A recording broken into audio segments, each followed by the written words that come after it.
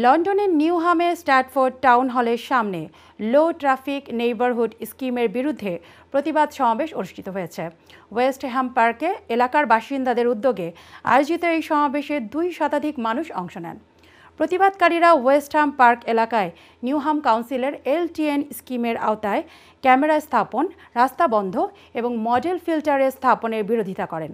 তাদের দাবি, এই স্কিম এলাকার ট্রাফিক, বায়ুদূষণ এবং যানজট আরও বাড়িয়ে তুলেছে।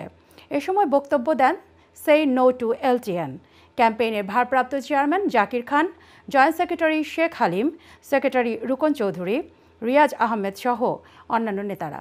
তারা স্থানীয় বাসিন্দাদের মতামত উপেক্ষা করে LTN স্কিম চাপিয়ে দেওয়ার জন্য কাউন্সিলের তীব্র সমালোচনা করেন।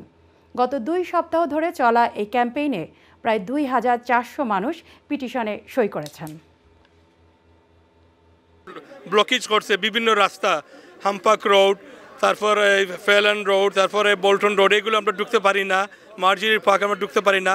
আমরা অনেক কষ্ট করি আমরা ঘুরিয়ে আসতে হয় আমরা রমফোর্ড রোডে। তারা বলতেছে, নিউহাম কাউন্সিল বলতেছে হামপার্ক রোডে এয়ার ভালো করার জন্য এগুলা করতেছে, কিন্তু আরেক রোডে এয়ারকে পলিউশন দিচ্ছে। Cried because I watched that mother struggle.